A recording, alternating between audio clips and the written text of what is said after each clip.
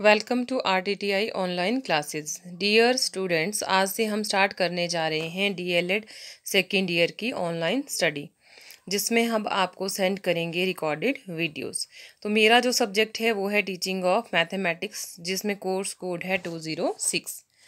तो आज हम स्टार्ट करने जा रहे हैं unit 1 mathematics reasoning and algebra thinking, जिसमें हमारा टॉपिक रहेगा हाइपोथेसिस। तो जो हाइपोथीसिस है वो दो शब्दों से मिलकर बना हुआ है, हाइपो प्लस थीसिस। तो हाइपो का जो मतलब होता है वो है संभावित या जिसकी पुष्टि की जा सके, और थीसिस का मतलब है समस्या के समाधान का कथन। कंबाइंड फॉर्म में इसके मीनिंग की बात करें तो संभावित कथन जो समस्या का समाधान प्रस्तुत करता है, ऐसी स्टेटमेंट जिसको हम वेरीफाई कर सकें, उसी को हम क्या कहते हैं, आपका हाइपोथेसिस कहते हैं।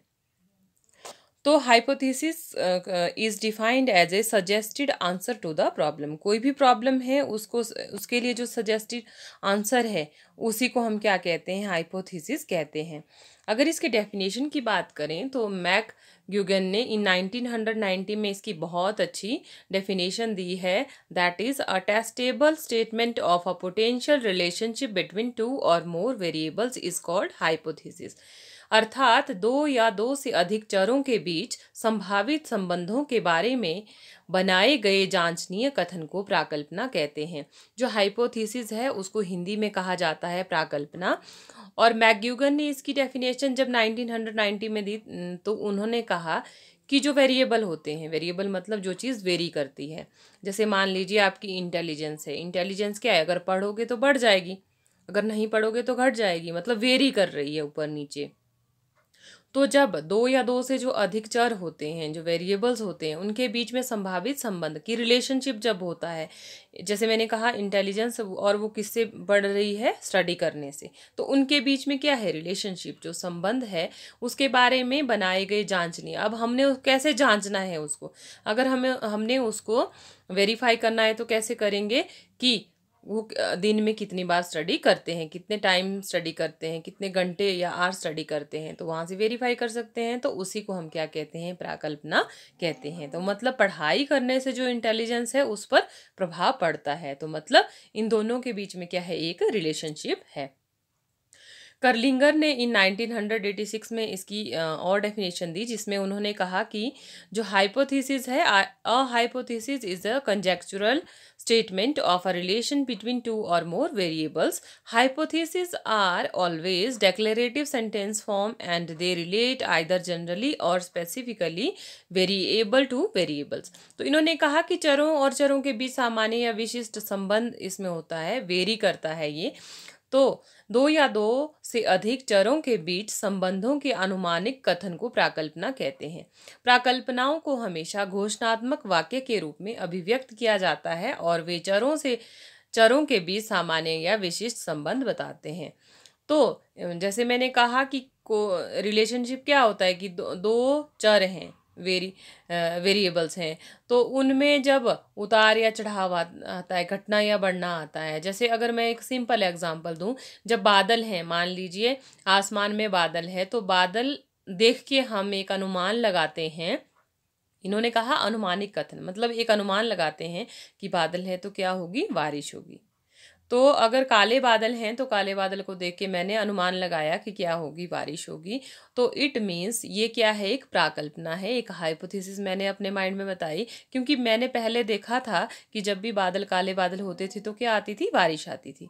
तो इस तरह से कि अनुमान लगाने से कई बार होती है, कई बार नहीं भी होती है, लेकिन जो अनुमानित मैक्सिमम ये होता है कि उसमें 90% चांसेस ये रहते हैं कि वो चीज़ हो, और 10% या 1% हम मान के चलते हैं कि वो चीज़ ना हो। तो मेरे जो एक्सपीरियंसेस है उनसे मैं अंदाज़ा लगा रही हूँ या अनुमान लगा रही हूँ, उसी को क्या कहते हैं। तो बादल और बारिश के बीच में क्या है, रिलेशनशिप है। तो अभी इन्होंने कहा कि जो वेरिएबल हैं उनके बीच में क्या होता है, संबंध होता है। बादल होंगे तो बारिश होगी, मतलब बादल और बारिश के बीच में क्या है, एक रिलेशनशिप है। तो आइए अब बात करते हैं इसके कैरेक्टरिस्टिक्स की। जो गुड हाइपोथेसिस है उसकी क्या कैरेक्टरिस्टिक्स होनी चाहिए। तो जो हाइपोथेसिस है वो मस्ट बी स्पेसिफिक, कि हम ऐसी जैसे मान लीजिए कि मैंने कहा कि बादल और बारिश के बीच में क्या है, रिलेशनशिप है। अगर मैं आग और बारिश के बीच में रिलेशनशिप बताऊं तो वो तो अननेसेसरी सी चीज़ है। तो वो जो भी मैं वेरिएबल ले रही हूँ उन दोनों के बीच में क्या होना चाहिए, जो संबंध है वो क्या होना चाहिए, स्पेसिफिक होना चाहिए। सेकेंड अगर बात करूं तो hypothesis should be conceptually clear, कि जो भी मैं उसमें कहूं तो वो कंसेप्चुअल क्या होना चाहिए, कॉन्सेप्ट वहाँ पे बिल्कुल क्लियर होना चाहिए। अगर क्लियर नहीं है तो वहाँ पे तो हाइपोथेसिस क्या होनी चाहिए, क्लियर होनी चाहिए, मतलब क्लैरिटी होनी चाहिए। जो भी हम उसमें वेरिएबल लेते हैं, जो चर लेते हैं, वो उनका भी क्या होना चाहिए, आपस में कोई ना कोई रिलेशन होना चाहिए। तो थर्ड है रिलेटेड टू अवेलेबल टेक्निक्स, कि जो हम हाइपोथेसिस लेते हैं उसमें जो सिद्धांत हैं या जो मेथड्स हैं, थ्योरीज हैं, वो क्या है, एक दूसरे के विरोधी नहीं होने चाहिए, वो एक दूसरे पर डिपेंडेंट होने चाहिए, ताकि हम वो रिलेशनशिप उसमें फाइंड कर सकें। अदरवाइज जो हम फाइंड करना चाहते हैं हम उसको फाइंड नहीं कर पाते हैं। नेक्स्ट है हमारा an adequate answers to the problem, कि एक अच्छी प्राकल्पना वह होती है जो समस्या के समाधान के लिए एक उपयुक्त उत्तर अथवा समाधान बताए। कि जो भी हम मान के चलते हैं कि अगर हम घर से निकले हैं कहीं जाने के लिए, तो तो अगर हमने माना है कि मुझे दिल्ली जाना है या कहीं भी जाना है तो उसकी दूरी इतनी है, तो मैं इमेजिन करके चलती हूँ कि मुझे इतना समय लगेगा। तो दूरी इतनी है तो टाइम, अगर मैं इतने किलोमीटर पर आवर की स्पीड से जाऊंगी तो मुझे इतना समय लगेगा। तो उन दोनों में जो रिलेशनशिप है तो वो क्या है, जो प्राकल्पना मैंने इमेजिन किया, टाइम ज़्यादा भी लग सकता है और कम भी लग सकता है, लेकिन मैंने अप्रोक्सीमेशन में मान के चली कि इतना समय लगेगा। तो उपयुक्त तभी कहा गया कि जो समस्या है उसके समाधान के लिए एक उपयुक्त और उत्तर अथवा समाधान बताती है हमारी प्राकल्पना। हाइपोथेसिस से ये पता चलता है कि मुझे कहीं जाना है तो मैं क्या क्या चीज़ें साथ ले जाऊं या मैं कैसे जाऊंगी, अगर मैं ट्रैवल करूंगी मुझे कितना समय लगेगा, वहाँ पे कितने प्लेसेस में मैंने घूमना है। तो उन दोनों के बीच में क्या है, एक रिलेशनशिप है। अब प्लेसेस का मुझे क्या है, पहले क्लैरिटी है, मुझे वहाँ जाना है तो इमेजिन करके हम चलते हैं। हो सकता है कि वहाँ पे जाके मुझे उतना समय ना लगे, मैं जल्दी आ जाऊँ या टाइम थोड़ा सा ज़्यादा लगे, लेकिन हम एक इमेजिनेशन के साथ या एक प्राकल्पना, वही क्या है, हाइपोथेसिस, एक हाइपोथेसिस बना के हम जाते हैं और जाके हम वहाँ पे स्पेंड करें किसी टाइम को या कुछ भी जो हम तो एक मैंने जनरल सा क्या दिया, आपको एक एग्जांपल दिया, मुझे लगता है आपको क्लियर हो गया होगा।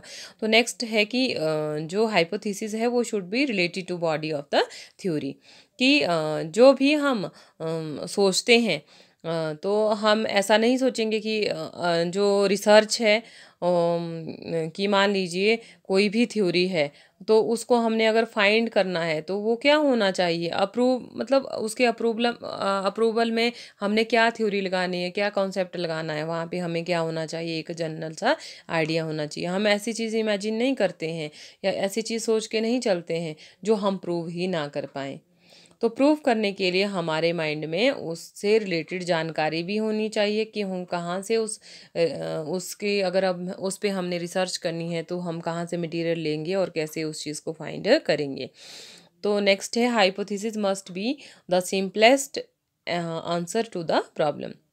जो भी आंसर हम वहाँ पे लें तो हम क्या करेंगे, वो जो हमारा आंसर हमने फाइंड करना है वो सिंपल से सिंपल जितना ले सकें।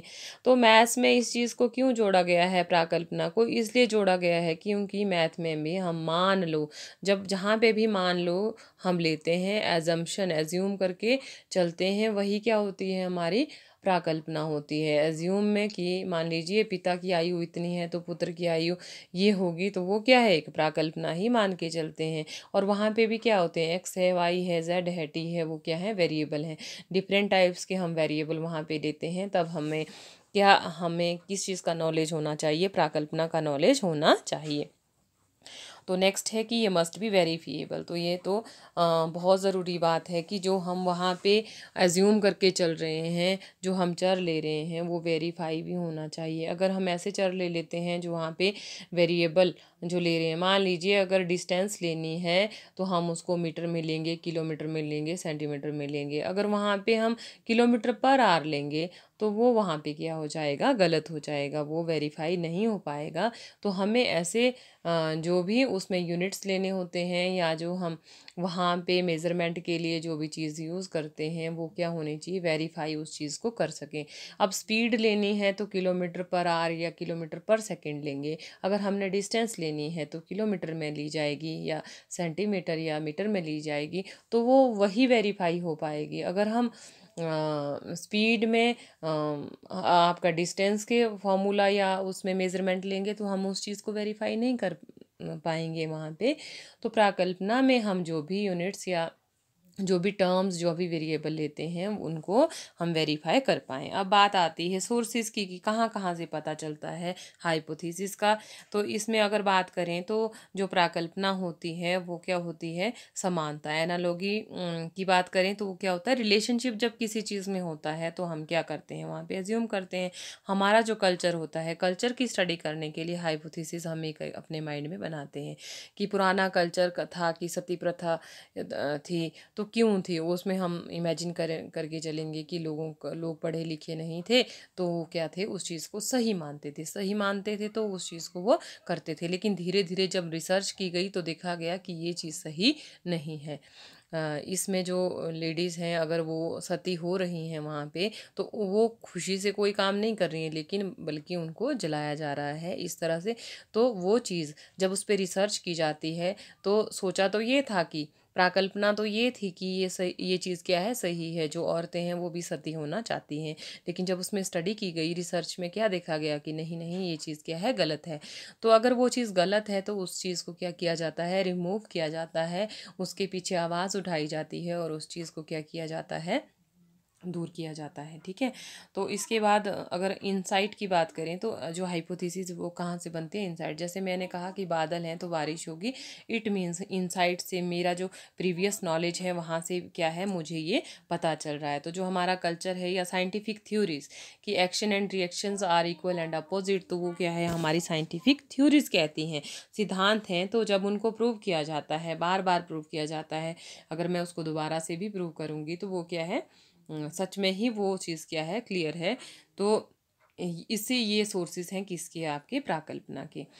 तो थैंक्स फॉर वाचिंग स्टूडेंट्स। तो मेन अगर मैं बात कहूँ तो प्राकल्पना की, प्राकल्पना को आपको इसलिए पढ़ाया गया मैथमेटिक्स में, टीचिंग ऑफ मैथमेटिक्स में, क्योंकि जब भी हम इसमें इमेजिन करते हैं तो वो क्या है, एक तरह की प्राकल्पना ही है। हम एज्यूम करके चल रहे हैं कि जो हमारा कभी क्वेश्चन को हमने सॉल्यूशन उसका करना है तो वहाँ पे हमें किस चीज़ की ज़रूरत पड़ती है, इमेजिनेशन की ज़रूरत पड़ती है, जिससे हम क्या है, लास्ट में सॉल्यूशन तक पहुँचते हैं। Thanks for watching students. Thank you.